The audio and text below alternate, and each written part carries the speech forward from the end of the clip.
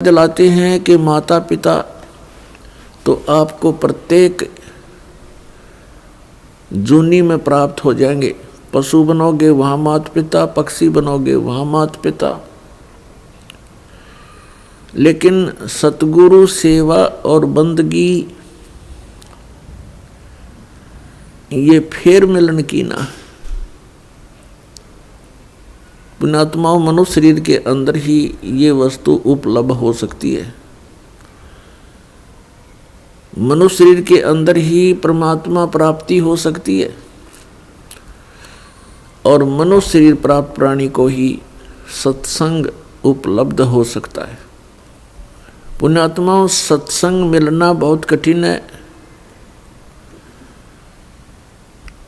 सत्संग उसे कहते हैं जिसमें सच्चा ज्ञान हो। बाकी सत्संग नहीं है। जिनके ज्ञान ऐसे बच्चों जैसे हैं तो क्या वो संत सत्संग करते हैं? जो अभी तक परमात्मा को निराकार बताया करते थे, क्या वो सत्संग करते हैं? वो झूठ बोला करते थे। अभी तक जो ब्रह्मा विष्णु महेश के माता पिता कहते थे इनके कोई माता पिता नहीं है, इनकी जन्म मृत्यु नहीं होती, तो क्या वो सत्संग किया करते? जो संत ये बताते हैं सतलोक में प्रकाश ही प्रकाश है, भगवान है ही नहीं, आत्मा उसमें जाकर के ऐसे लीन हो जाती है जैसे बूंद समुद्र में, तो क्या वो सत्संग किया करते? वो हमारा जीवन नष्ट करते थे और अपना भी जीवन बर्बाद किया करते थे, तो वो सत्संग नहीं थे। और बोले श्रद्धालु उनके द्वारा दिए गए वचनों को सत्संग जानकर निश्चिंत हुए बैठे थे। अब सत्संग आपको अब प्राप्त हुआ है या उन महापुरुषों ने सत्संग किया था जिनको परमात्मा मिले थे? परमात्मा की प्राप्ति के उपरांत जिन्होंने जो वचन बोले वो सत्संग था। उनमें कौन कौन से महापुरुष थे जिनको परमेश्वर प्राप्ति हुई? जो दास के नॉलेज में है उनमें से चंद महापुरुषों के नाम इस प्रकार हैं। आदरणीय धर्मदास साहिब जी, आदरणीय मुल्कदास साहिब जी, आदरणीय नानक साहिब जी, आदरणीय दादू साहिब जी, आदरणीय गरीबदास साहिब जी, गांव छुडानी, जिला झज्जर, हरियाणा वाले, आदरणीय गीसादास साहिब जी, गांव खेखड़ा, जिला मेरठ, उत्तर प्रदेश वाले। इन महापुरुषों ने जो परमात्मा प्राप्ति के बाद जो वचन बोले वो सत्संग था, और इनके अतिरिक्त जो वचन इन महापुरुषों की वाणी से मेल नहीं खाते वो सत्संग नहीं है। अब इन महापुरुषों ने क्या बताया है? अनंत कोट ब्रह्मांड का एक रति नहीं भारे, सतगुरु पुरुष कबीर हैं ये कुल के सिरजनहारे। ना सतगुरु जननी जने उनके माने बापे, पिंड ब्रह्मंड से रहित हैं नावा तीनों तापे। परमात्मा स्वयं भी आकर के क्या बताते हैं कि चारों युग में संत पुकारे, कूक कहा हम हेल रे, हीरे माणिक मोती बरसे ये जग चुगता डेल रे। पुण्यात्माओं, परमात्मा के गुणों में, परमात्मा की लीला में जो सदग्रंथों में वर्णित है, स्पष्ट किया हुआ है कि वो परमात्मा ऊपर सतलोक में रहता, सचखंड में। संत भाषा में उसको सचखंड कहते हैं और वेद भाषा में उसको रतधाम बोलते हैं। रतधाम मीन सतधाम, सतलोक कहो, सतधाम कहो। संत भाषा में परमात्मा की उपाधि सतपुरुष, अकाल मूर्त, शब्द स्वरूपी राम, आदि से कहा जाता है। वेदों और गीता में उसको परम अक्षर ब्रह्म कहा है, सच्चिदानंद घन ब्रह्म कहा है, दिव्य परम पुरुष कहा है। वो परमात्मा हम सब के पिता है।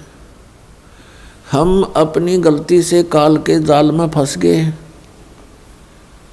वो दयालु हमारे लिए फिर भी भटक रहे। पुण्यात्माओं,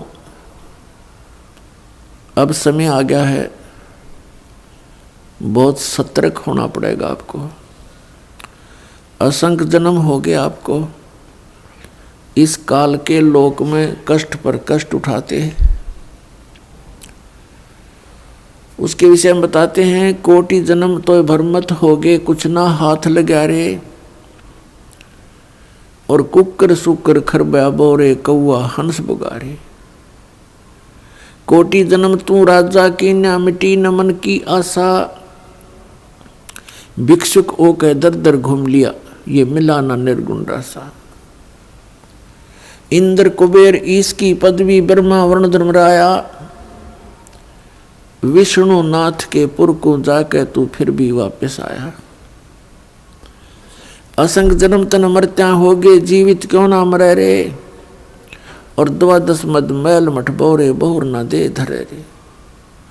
दोजक बस्ट सभी ते देखे, राजपाट के रसिया।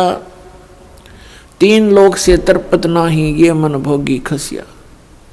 3 लोक से तरपत नाही, ये मन भोगी खसिया। सतगुरु मिले तो इच्छा मेटे, पद्मल पदे समाना।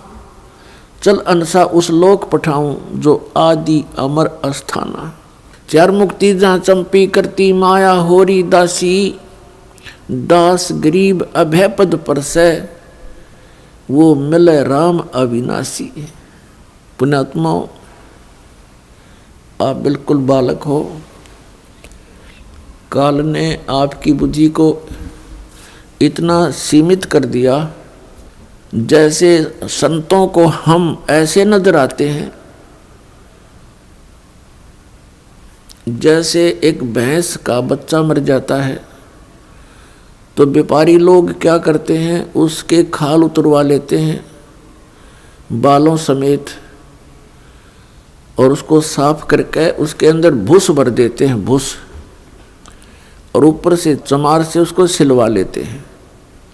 एक पूंछड़ सी लटकती रहती है, और उस भैंस के सामने उस बुत को, उस कार्टून को रख देते हैं, और उसको चाटती है, उसको प्यार करती है, उसको अपना बच्चा मान लेती है। और जब व्यापारी उसको लेकर उस कार्टून को चल पड़ता है, पीछे पीछे भैंस भी यहाँ करती फिरती है। अब उसकी बुद्धि इतनी काम नहीं कर रही कि इसमें भूस भर रखा, चाम लपेट रखा, ये तेरा बच्चा नहीं है। तो उन महापुरुषों ने जिनको परमात्मा मिले और सचखंड के दर्शन हुए, उन्होंने हम ऐसे नजर आते हैं कि इस हार्ड मांस इसके अंदर भर के ऊपर चाम लपेट दिया और ये बता दिया, ये तेरा बेटा या तेरी बेटी, इस तरह तुम्हारा परिवार बना दिया। पुण्यात्माओं, आप जी ने थोड़ा विवेक करना पड़ेगा। कितनी बार संतों ने हमें कोशिश की है समझाने की, लेकिन हम इन काल के दूतों से प्रेरित होकर के भगवान के मार्ग को त्याग कर कुमार्ग स्वीकार कर लेते रहे, जिस कारण से हमारी बुद्धि विकसित नहीं हो पाई। वो परमात्मा हमारे लिए कितना कष्ट उठा रहे हैं। वो हमें बताने की चेष्टा कर रहे हैं कि सतलोक में चलो,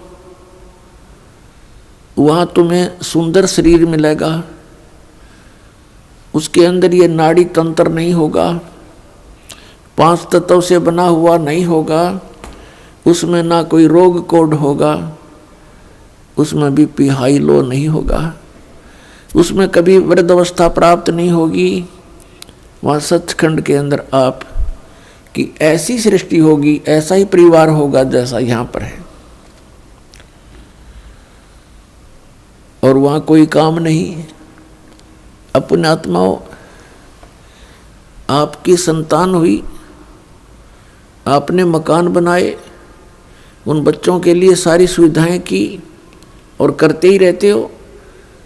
अब ये नहीं पता पिता की मृत्यु हो जाए, पता नहीं माँ की मृत्यु हो जाती है, और पता नहीं बेटा मर जा बेटी मर जा। तो हम जिस व्यवस्था में सारा जीवन बर्बाद कर चुके, उसका हमें क्या लाभ हुआ? लेकिन हम सोचें क्या इसका विकल्प नहीं? हम देखते उसके साथ भी ऐसी घटना होगी, उसके साथ भी होगी, कोई बात नहीं है, तो होती रहती है। अब परमात्मा ने इसका विकल्प बता दिया, इसका अल्टरनेट बता दिया कि जब तक तुम्हारे संस्कार हैं, परिवार में आप रहो, और वो भी भगवान की आत्मा है, आपके बेटा बेटी रूप में रोल करने आए हैं, माता पिता रोल के रूप में आए हैं, तो उनको एक विशेष प्यार देना, आपस में खींचातानी नहीं बढ़ावे। इस दृष्टिकोण से कि हम उस पिता के बच्चे हैं, अगर हम इनको किसी को एक दूसरे को दुखी करेंगे तो परमात्मा नाराज हो जाएगा, क्योंकि हम पहले गणे दुखी यहाँ पर।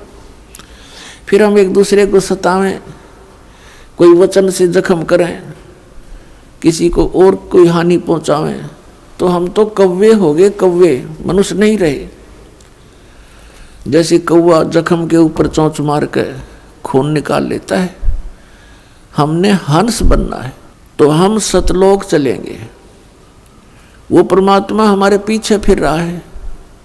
जो जन मेरी शरण है, ताका हूं मैं दासे, गेल गेल लाग्या फिरूं जब तक धरनी आकाश। परमात्मा कहते हैं कि जो मेरी शरण में एक बार किसी भी युग में आ गया, तो मैं उसके पीछे पीछे फिरता रहता हूँ और उसको पार करने की चेष्टा करता हूँ। क्या बताते हैं?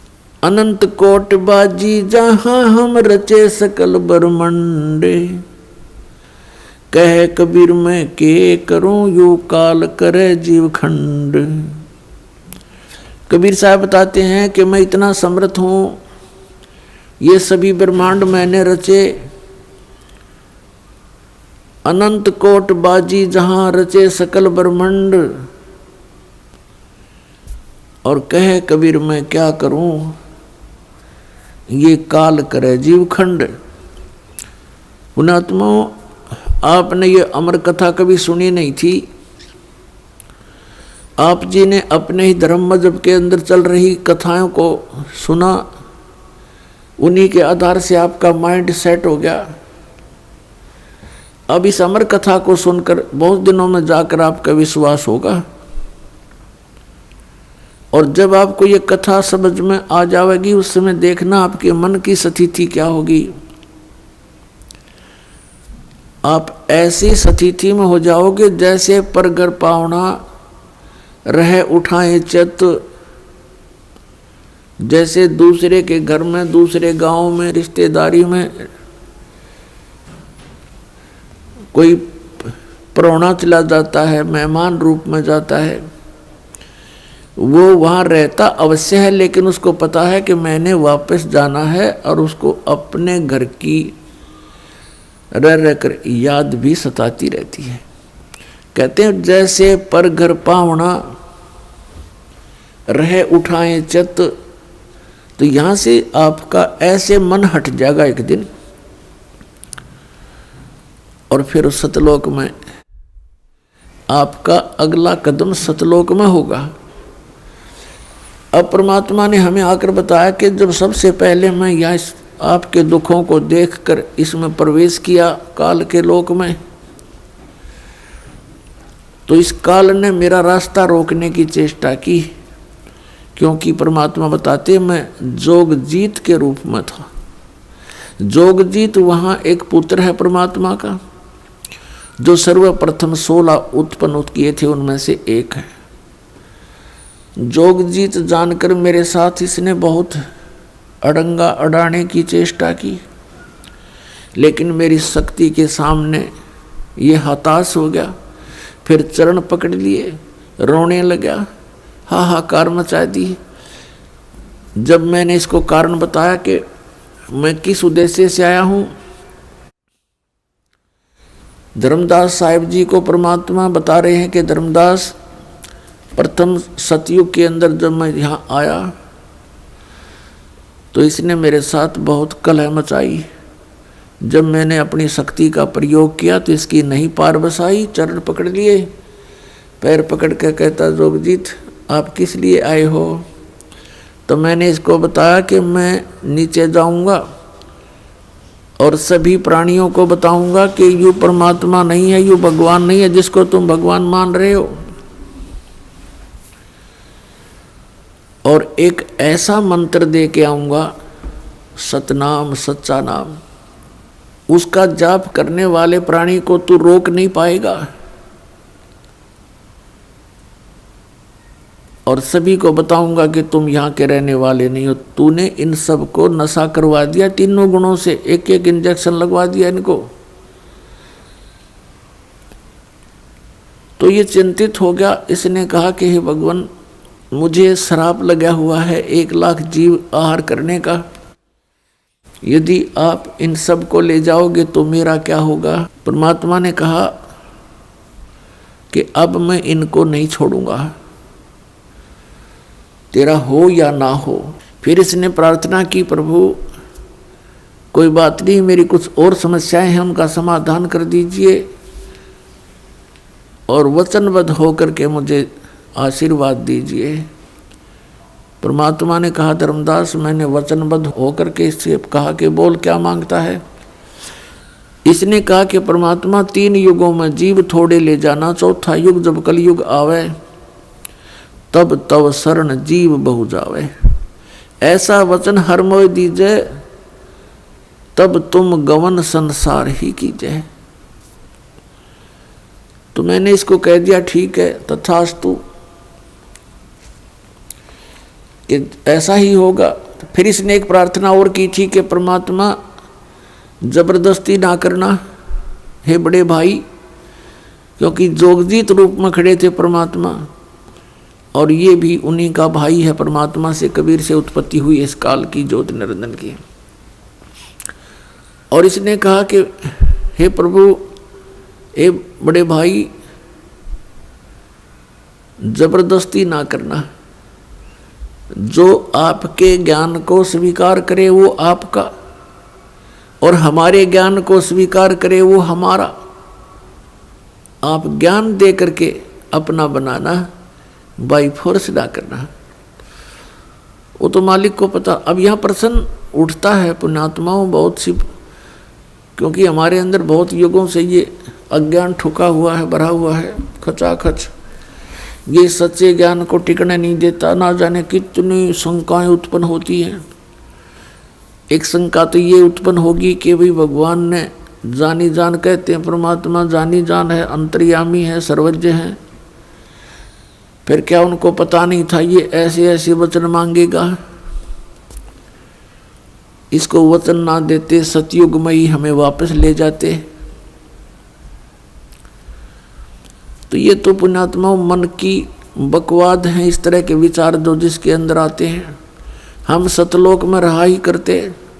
यदि हम ऐसे टिकने वाले होते तो पहले ही ना वहीं रहा करते थे। आवश्यकता ही नहीं थी हमें यहाँ आने की, फिर भगवान को यहाँ दुख उठाने की हमारे लिए। परमात्मा को पता था कि सतयुग त्रेता द्वापर में ये प्राणी दुखी नहीं होता। पुण्यकर्मी प्राणियों को मनुष्य जीवन मिलता है सतयुग त्रेता द्वापर में, जिनके बहुत घने पुण्य होते हैं और वो सभी साधना भी करते हैं, मनमुखी साधना करते हैं, शास्त्र विधि त्याग कर भी साधना करते हैं। उनसे सिद्धियां प्राप्त अवश्य हो जाती हैं और उनके पूर्व प्रारब्ध कर्मों के आधार से, किस्मत में लिखे हुए पनों के आधार से उनको सुख होता है, शरीर स्वस्थ होता है। सतयुग में पिता से पहले पुत्र की मृत्यु नहीं होती, जो सबसे बड़ा जख्म होता है पिता के लिए। और पत्नी से पहले पति की मृत्यु नहीं होती, जो पत्नी के लिए बहुत बड़ा दुखदाई होता है। और बहुत लंबी आयु होती है, शरीर स्वस्थ रहता है, आहार बहुत ही अच्छा होता है। तो इस प्रकार जब पिछले पुनों से उसको लाभ होता रहता है, साधना गलत करता रहता है, पाप इकट्ठे होते जाते हैं, पुण्य अक्षीण होते रहते हैं, फिर उसका जन्म त्रेता में होता है। त्रेता में भी ऐसी सती थी लगभग रहती है। फिर द्वापर में होता है, हरे भरे वृक्ष होते हैं, सब जगह जंगल होते हैं, फलदार वृक्ष होते हैं, समय पर वर्षा होती है। तो इस प्रकार ये सोचता रहता है कि जो साधना पूजाएं मैं कर रहा हूँ इनसे मुझे लाभ हो रहा है, अज्ञानता के कारण। तो परमात्मा के ज्ञान को जो पहले वाले साधना से बिल्कुल हटकर होता है उसको ये प्राणी बिल्कुल स्वीकार नहीं करता। अब कलयुग के अंदर ये प्राणी बिल्कुल कर्महीन हो जाता है, पापों की गठड़ी बांध लेता है और पुण्य इसके पास रहते नहीं। ये साधनाएं भी करता है और लाभ कति होता नहीं, या तो नास्तिक हो जाता है या फिर दुख को भोग कर ही अपना जीवन पूरा करता है। और उन अज्ञानी संतों ऋषियों ने, उन्होंने सतयुग के अंदर जो साधनाएं की, अब उनको वो मार्ग मिला नहीं, यह सतनाम उनको प्राप्त हुआ नहीं जो पाप नाश करता है। और जिस कारण से उन्होंने अज्ञान सिद्धांत बनाकर समाज में प्रवेश कर दिया कि कर्म तो भोगना ही पड़ता है, प्रारब्ध में लिखा हुआ तो भोगना ही पड़ता है, इसको कोई चेंज नहीं कर सकता, इसमें कोई परिवर्तन नहीं हो सकता। तो पुण्यात्माओं, हम परमात्मा की खोज इसलिए करते हैं, परमात्मा को इसलिए खोजते हैं कि हमारे जीवन में कोई कष्ट आवे तो वो टल जावे और हमारा कल्याण। कल्याण की तो बहुत बाद में समझ में आती है, पहले तो यही रहता है कि मेरे बच्चे सुखी रहें, मैं स्वस्थ रहूं, कोई ऐसी दुर्घटना मेरे जीवन में ना घटे जो मुझे पीड़ादायक हो। इसलिए हम परमात्मा की खोज में संतों के पास जाते हैं और ये भी हमें मालूम है कि संतों के पास ही उसका समाधान होता है।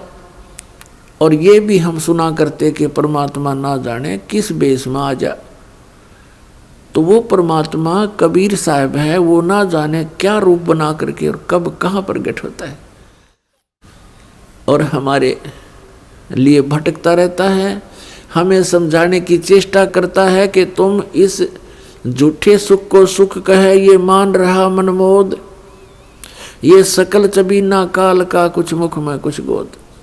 तो पुण्यात्माओं, परमात्मा ने प्रोमिस कर रखा है और इसने भी प्रोमिस कर रखा है काल भगवान ने कि कलयुग में जब कितने जीव ले जाना, लेकिन इसमें ज्ञान आधार बनाना। तो पुण्यात्माओं, अब बुद्धिमान समाज हो गया है, अब इस ज्ञान से अब आप बालक नहीं रहोगे।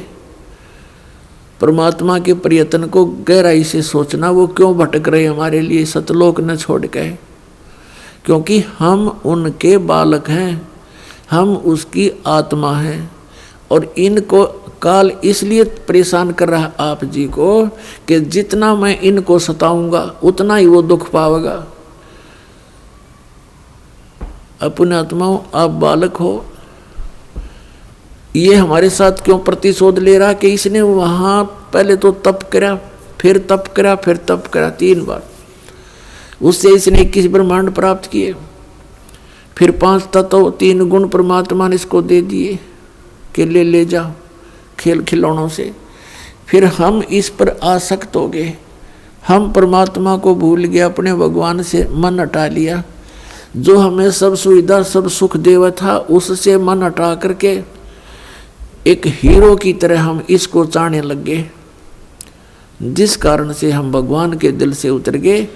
और देखो सेब कितना अच्छा फल होता है, यदि वो सेब खराब हो जाता है तो वो दुकानदार उसको रखता नहीं, उसकी आत्मा बहुत दुख पावे। एक सेब खराब हो गया, बार फेंकना पड़ा कूड़े में, तो हम वहाँ खराब हो गए थे भाई बच्चों। तो परमात्मा का आत्मा बड़ी दुख पाई कि ये औरों ने भी खराब करेंगे यहाँ पर, इसलिए हमें हमारी ही इच्छा से इनके साथ भेज दिया कि तुम जाओ फिर यहाँ से डेलो टिंडेज के साथ जाके। अब इसने फिर अलग ब्रह्मांड के अंदर परमात्मा ने व्यवस्था की, एक जिस आत्मा ने सबसे पहले स्वीकृति दी थी इस काल के साथ आने की, उसको एक लड़की रूप बनाया जिसको अब दुर्गा कहते हैं। उसके अंदर हम सभी को बीज रूप में भर दिया और उसको शब्द शक्ति दे दी कि बेटी तू जितने जीव कहे यू काल उत्पन्न कर देना, वचन से बोल देना, उतने प्रकट हो जाएंगे। पुण्यात्माओं, हम अज्ञान को सुन सुनकर स्थान स्थान पर हमारा माइंड, हमारा मन अड़ जाता है कि ये कैसे हो सकता है। जैसे एक समय ऋषि वाल्मीकि जी ने एक कुशा से डाब से पुत्र बना दिया था सीता के लिए और पालने में लुटा दिया बना करके। सीता जब कपड़े धोकर आई तो पुत्र को देखकर पूछा, पिताजी ये पुत्र किसका है? कि बेटी क्या बात, आपका नहीं है? कि मैं तो पुत्र को साथ लेकर गई थी कपड़े धोने के लिए। ऋषि जी ने सोचा था कि लड़की के बच्चे को कोई उठा ले गया है, जंगली जानवर रो मर जाएगी, इसलिए उसने एक लड़का उत्पन्न कर दिया है जिसका नाम कुश रखा और लव सीता से उत्पन्न हुआ था श्री राम के सहयोग से। तो कहने का भाव ये है कि उस ईश्वरीय शक्ति को थोड़ी बहुत संग्रह करके ये ऋषि लोग भी चमत्कार दिखा देते हैं, और वो तो परमात्मा के पास तो ये चमत्कार थोक के भाव के हैं। तो ये अलग ब्रह्मांड में जब रखा तो दुर्गा के साथ इसने दुर्व्यवहार करना चाहा। दुर्गा ने इसे बहुत प्रार्थना की कि मेरे से ये जुल्म ना कर, तू मेरे पास वचन शक्ति है, मैं जितने जीव तू कहेगा मैं उत्पन्न कर दूंगी। पिता ने वचन दे रखा, इसने नहीं माना, बकवाद करी, उसके साथ जोर जबरदस्ती करनी चाहिए तो लड़की ने उसके पेट में शरण ले ली सूक्ष्म रूप बना के। तब परमात्मा ने जोग जीत रूप में आके उस ब्रह्मांड में इसको कहा था कि आज से तुझे एक श्राप लग गया, 1 लाख मानव शरीरधारी प्राणी जीव खावेगा, 1.25 लाख उत्पन्न करेगा। और लड़की को उसके पेट से निकाल दिया, पेट चीर के हाथ से वचन से ऐसे नाखून मार दिया पेट पर और वचन से वो बाहर आ गई। फिर एज इट इज वचन से अपने आप जख्म भर गया। तो परमात्मा की शक्ति पुण्यात्माओं पर बल है। हम आध्यात्मिक मार्ग से कोसों दूर हो गए, इसलिए हमने इन परमात्मा की लीलाओं पर अविश्वास शीघ्र हो जाता है। लेकिन अब अविश्वास ना करके विश्वास पूर्ण करो।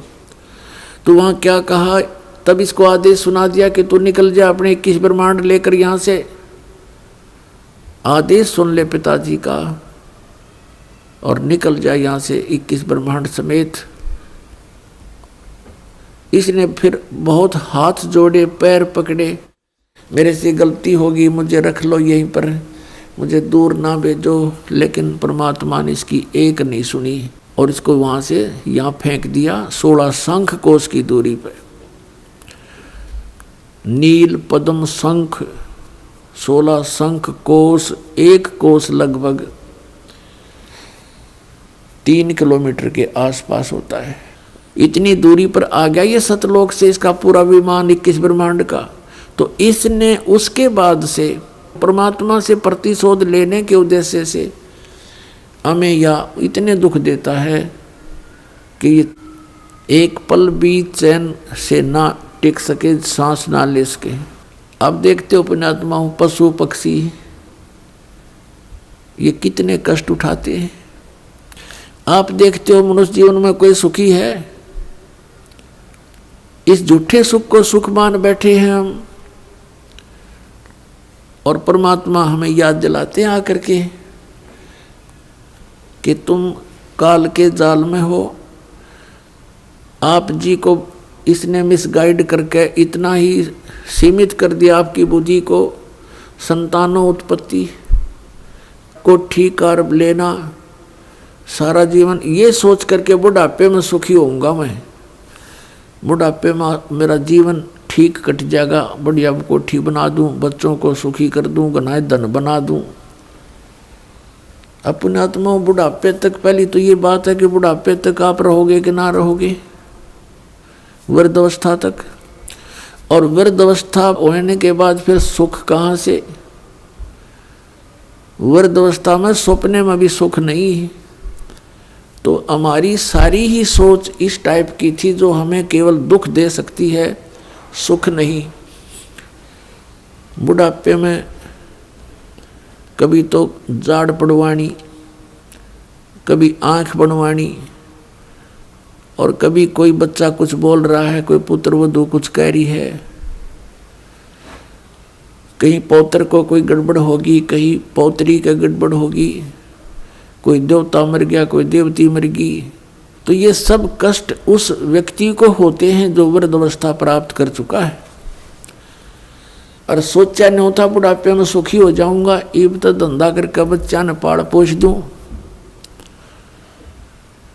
तो पुण्यात्मा बुढ़ापे में तो जिए जानेगा जिसा सुख होगा तुम्हें।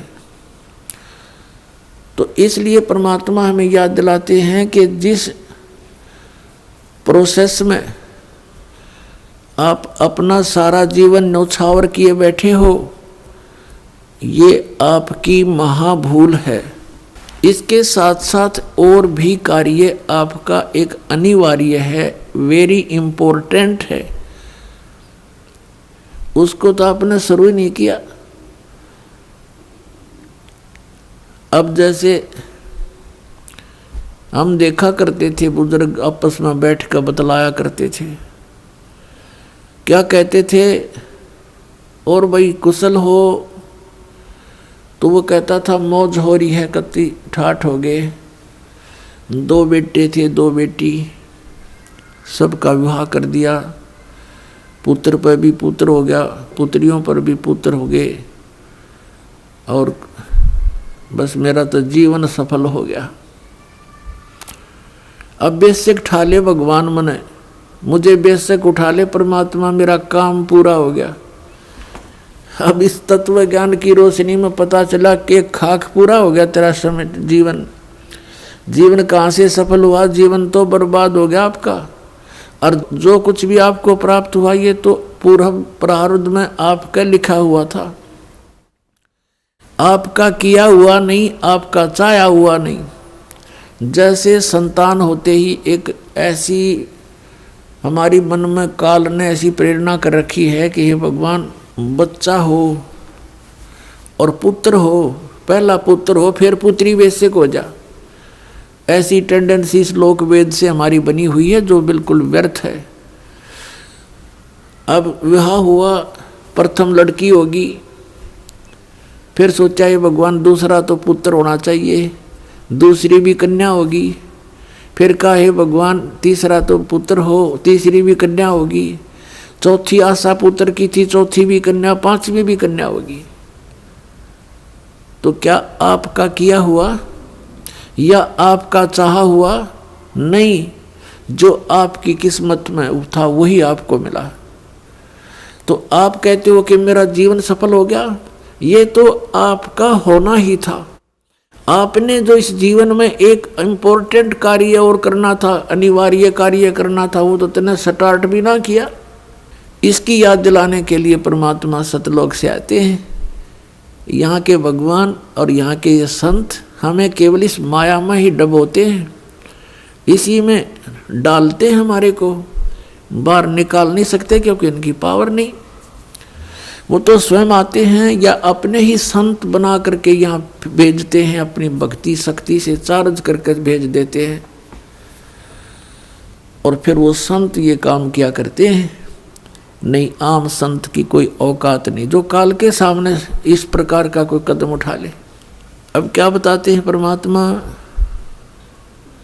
हम सुल्तानी नानक तारे दादू को उपदेश दिया, जात जुलाहा भेद न पाया वो काशी माहे कबीर हुआ। गोता मारू स्वर्ग में जा बैठूं पाताले, गरीबदास ढूंढता फिरूं अपने हीरे मोती लाले। परमात्मा कबीर साहब कहते हैं कि गोता मारूं स्वर्ग में और जा बैठूं पाताल, कह कबीर ढूंढता फिरूं अपने हीरे मोती लाल।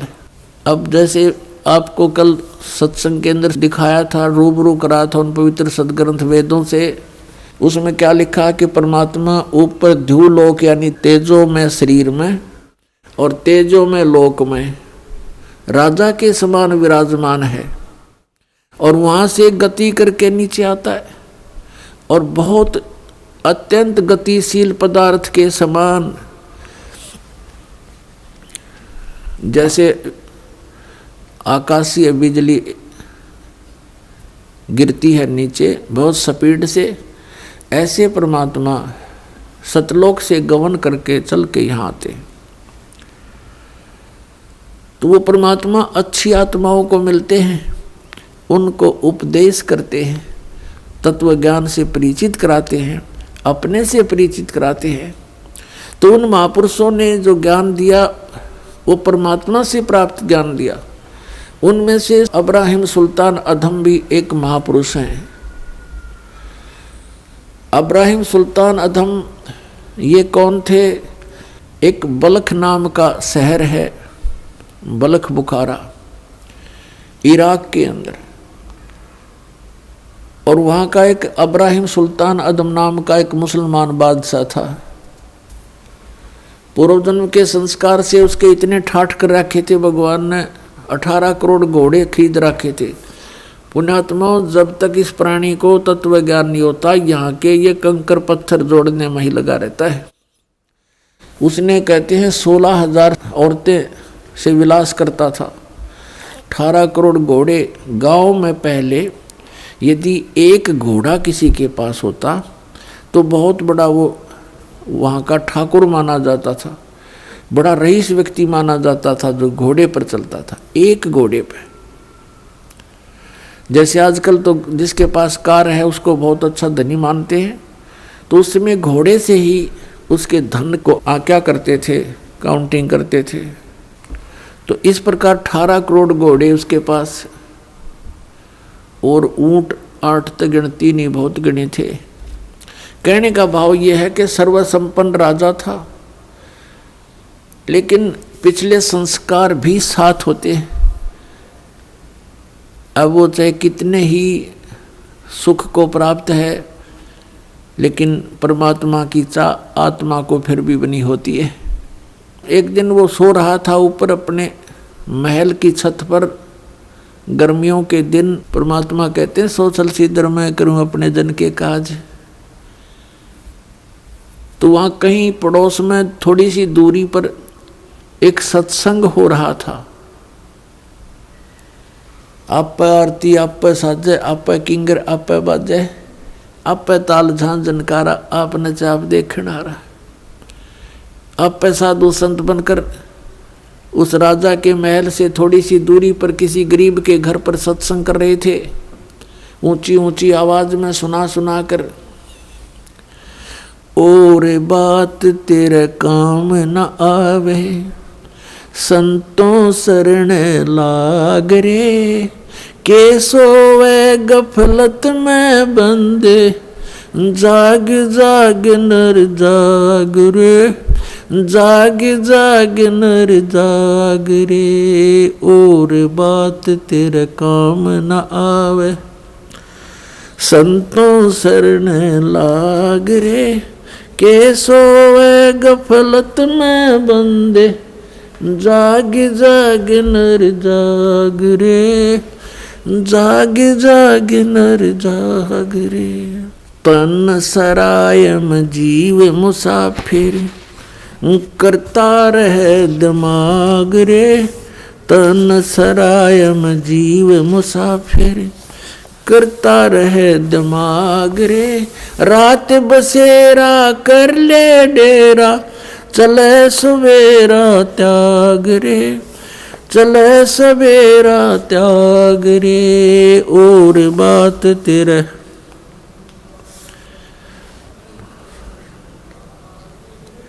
के सोए गफलत में बंदे, जाग जाग नर जाग रे, जाग जाग नर जाग रे। इस तन सरायम जीव मुसाफिर, करता रहे दिमाग रे, इस तन सराय में जीव मुसाफिर करता रहे दिमाग रे।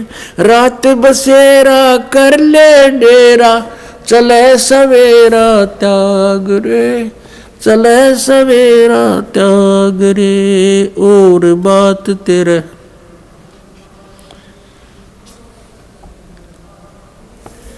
के सोए गफलत में बंदे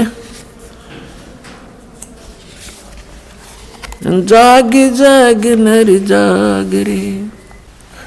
उमदा चोला बण्या अमोला लगे दाग पे दाग रे।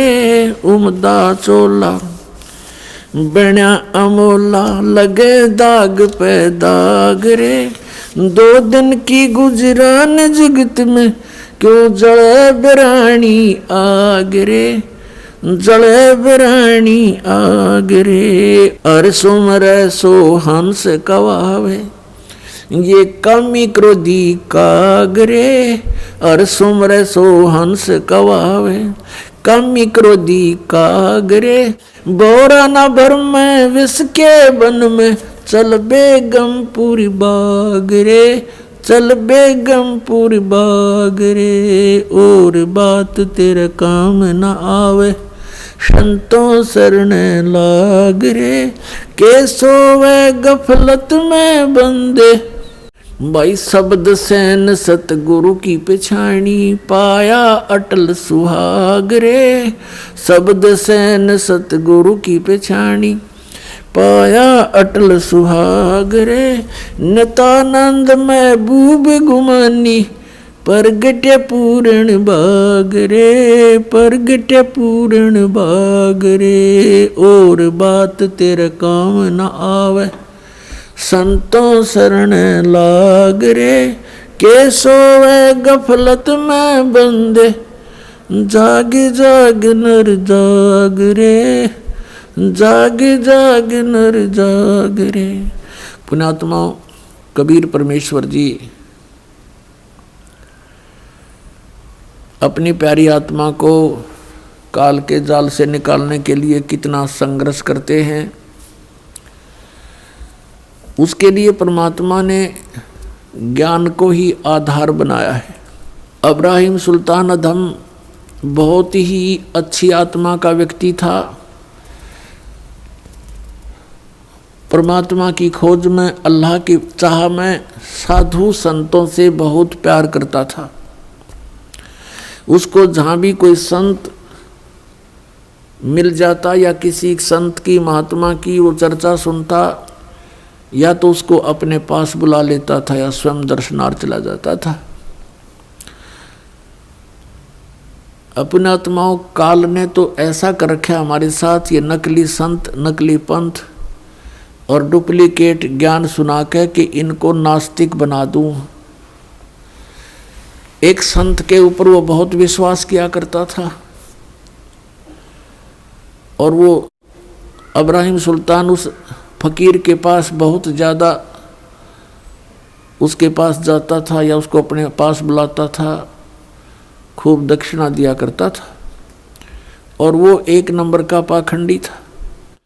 एक बार राजा ने, क्योंकि वो बहुत धनी व्यक्ति था, बहुत धनी राजा था, वो जूते जो होते हैं जूती पे पहना करते, पहले आप जूते कहने लग गए उन्हें। उन जूते होते थे, जो जूती थी, एक जूती की कीमत 1.25 लाख रुपए थी। उस समय का तो 1.25 करोड़ हो गए एक जूती की कीमत। उस जूतों के ऊपर हीरे, पन्ने, जवाहरात, मोती सब जगह उसमें गठे होते थे। एक उस राजा ने एक अंगूठी बनवाई जो बहुत कीमती थी, सोने की, उसके अंदर हीरे, मोती और ये इस तरह के कुछ नग लगवा रखे थे, बहुत ऊंची, अच्छी, चौड़ी।